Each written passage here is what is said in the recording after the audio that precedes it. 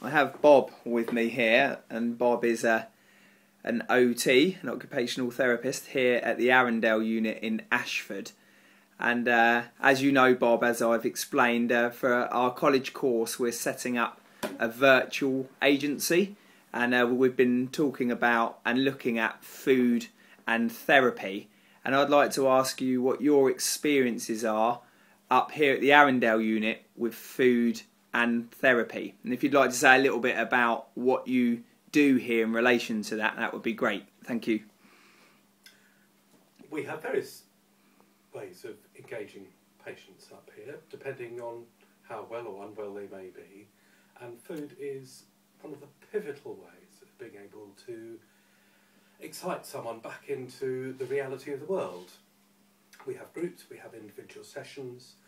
I have standard cook lunch groups once or twice a week where we sit around a table and either cook communally with each other, or individuals cook whatever they want depending on whatever happens and how the groups wish to form. And I do one-to-one sessions where people can engage at any particular level. So if it's just making a salad, beans on toast, or something incredibly interesting and exotic, that's what we do. Would you be able, obviously you can't mention names, but would you be able to give an example of where this particular practice that you've set up and you've experimented food and cooking food with patients, how it's made a difference in their life, like different responses they've had to what you've done?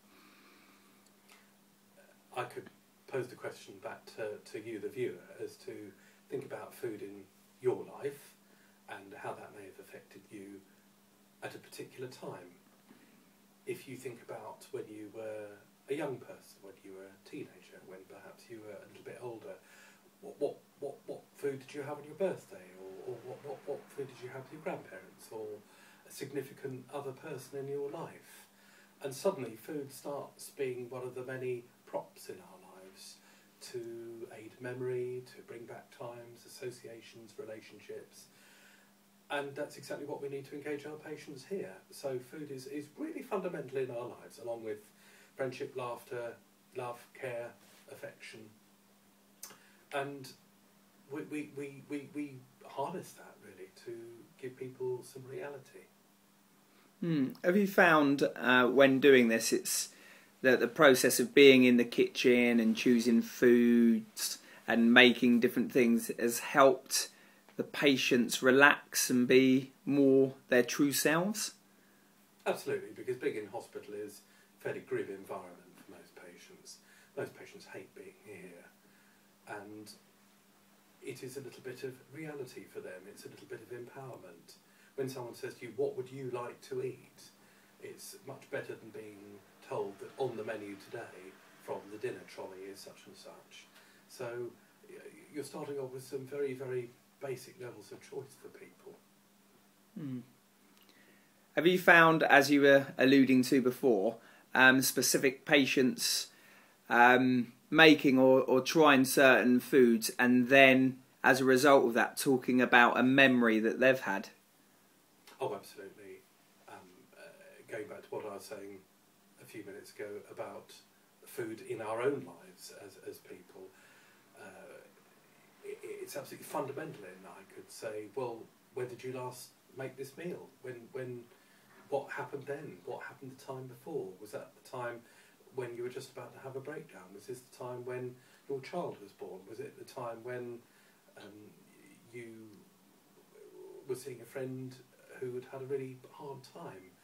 And you start getting a sort of a spider's web network of where these meals, these times were in people's lives, and it gives them context so that they can start tracking back, you know, what's been happening to them recently, what's been happening to them over the last few years. Has the illness just come upon them from nowhere, or in fact, were there antecedents to it all?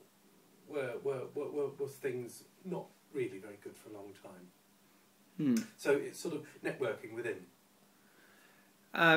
Just as we're coming to wrap up, as part of our virtual agency, as a team of counsellors, we'll be looking at the family interacting as they're preparing food in the kitchen.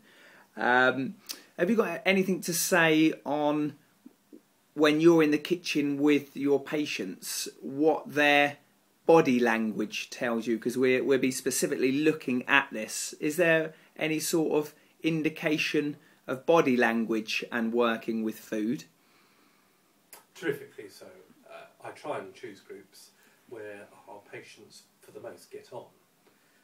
But you can understand if they aren't getting on. You can understand that quite often through non-verbal signs, body language, and all sorts of different behaviours which may come to the fore. Most people verbally are more polite than they are bodily, and if you take the verbalisations out and you look at body language, it's surprising what you can see.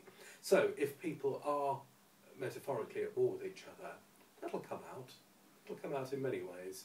It'll certainly come out through their bodily expressions. The divvying up of the tasks if they're cooking together. How they see the outcome is going to be, how the outcome is going to be met, what's the process. Yes, it's all there. It'll be quite fascinating. And any last thoughts to leave us with? Gosh, I could leave you with about a quarter of an hour's worth of thoughts. I think Gary's project is a very good one. I've been doing my job for about 12 years now, and it gives you the most fantastic insight, deep and profound insight into the culture and the being of the people that we work with, when seemingly they are very incapable of being able to express themselves appropriately and have landed up in an acute psychiatric unit. So best of luck, Gary. Okay, thank you very much.